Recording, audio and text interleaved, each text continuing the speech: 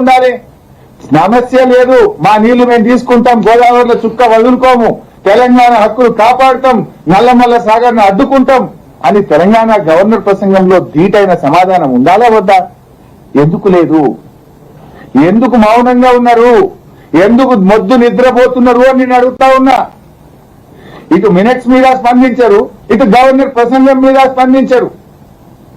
అంటే ఎంత బాధ్యత రహిత్యంగా తెలంగాణ ప్రభుత్వం ఇవాళ ఉన్నదనడానికి ఇది ఇంతకంటే సాక్ష్యం ఏం కావాలి?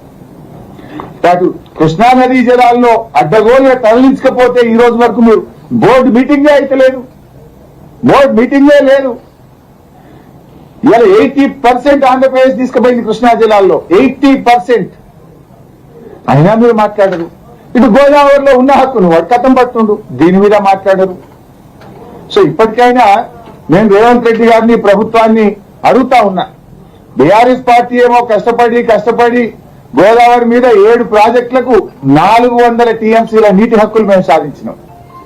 7 ప్రాజెక్టులకు సెంట్రల్ వాటర్ కమిషన్ నుంచి 400 టీఎంసీలకు నీళ్లకు మేము పర్మిషన్లు అనుమతి తెచ్చినాం.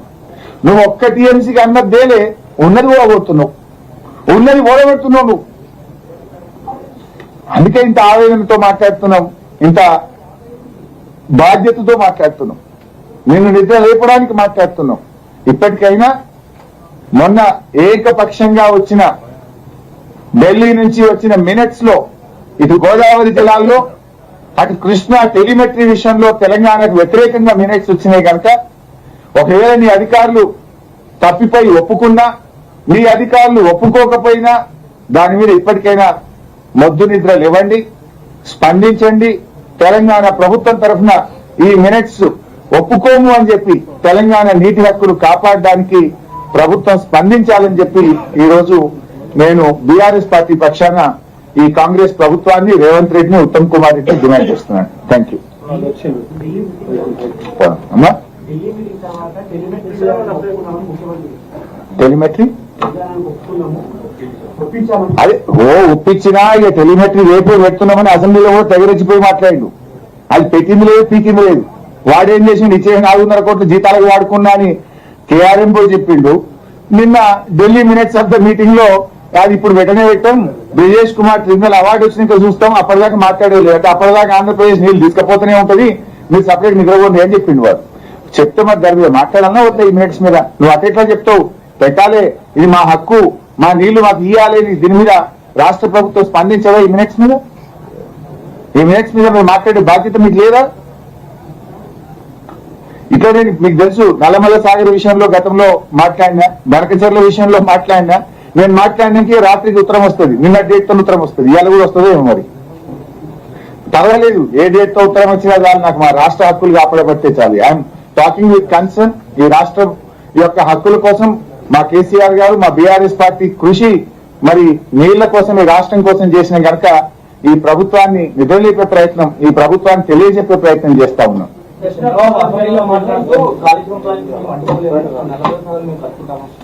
కాళేశ్వరం చంద్రబాబు ఎన్నిసార్లు అడ్డుకున్నారో ఉత్తరాలన్నీ బయట పెట్టమంటే పెడతా, ఇంకో రోజు ప్రెస్ మీట్ పెట్టి. ఒక్కసారి కాదు, 10 సార్లు ఆనాడు ఆంధ్రప్రదేశ్ ప్రభుత్వం అడ్డుకున్నది.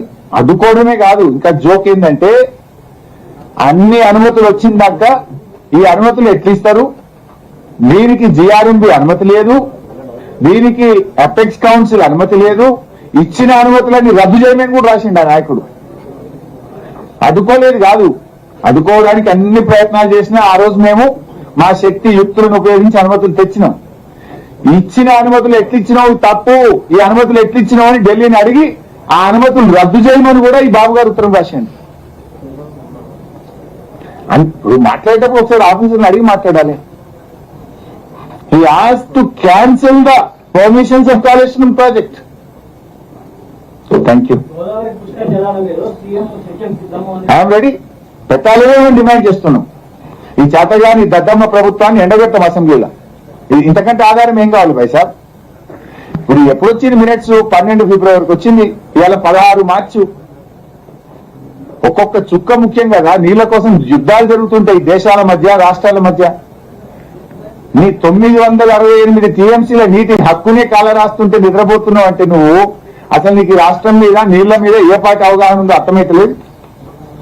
సార్ గవర్నర్ ప్రసంగంలో ఎప్పుడు చూసినా కూడా నీతి పార్టీ ఉంటే ఎంతకుండా మాట్లాడుతుంది వాళ్ళకు నీతి పార్టీ ఉంటే గవర్నర్ మాట్లాడిన గవర్నర్ ప్రసంగానికి ఏమన్నా ఇది ఉందా భాయ్ సార్? బాధ కలిగేది ఏంటంటే గవర్నర్ చేత కూడా అబద్ధాలు చెప్పిస్తున్నారు. ఇది నేను చెప్తే చాలా విషయాలు ఉన్నాయి. మొదటి గవర్నర్ ప్రసంగంలో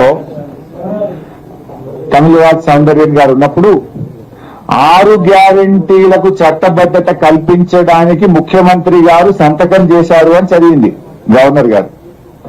మళ్ళొక గవర్నర్ గారు ఇందిరమ్మ ఆత్మీయ భరోసా పథకాన్ని నా ప్రభుత్వం ప్రారంభించింది అని కూడా గవర్నర్ గారు చదివిండు. తర్వాత వచ్చిన గవర్నర్ గారు చదివిండు. వచ్చిందా ఇందిరమ్మ ఆత్మీయ భరోసా? అట్లా గత గవర్నర్ ప్రసంగాల్లో గాని ఇప్పటి గవర్నర్ ప్రసంగాల్లో గాని అన్ని పాపం గవర్నర్ గారి చేత అబద్ధాలు చెప్పించారు. గవర్నర్ గారి చేత సత్యదూరమైనటువంటి విషయాలు చెప్పించారు. Thank you. అది నన్ను అడిగే ప్రశ్న కాదు, కిషన్ రెడ్డి గారిని అడగండి.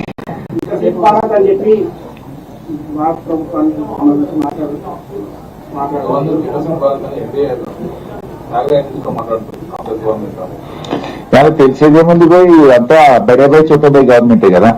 ఆ 2047 ఎవరిది పాలసీ? 2047 మోడీ గారిదే కదా. దాన్ని వీళ్ళు యాక్సెప్ట్ చేసి తీసుకున్నారు. వీళ్ళిద్దరిని బడేబాయ్ చోటబాయ్ బంధం, ఇద్దరి మధ్య ఈ అవిభక్త బంధం ఉన్నది. బీజేపీ కాంగ్రెస్ లు వాళ్ళు ఒకటే పంచుకున్నారు కదా. మన మున్సిపల్ ఎన్నికల్లో కూడా చైర్మన్ వైస్ చైర్మన్లు పంచుకున్నారు. ఇవాళ పాలనలో కూడా ఇద్దరు కలిసి రాష్ట్రానికి అన్యాయం చేస్తున్నారు. అందుకే కదా ఇవాళ గోదావరి అన్యాయం అవుతుంది. ఎందుకు మాట్లాడట్లేదు రేవంత్ రెడ్డి?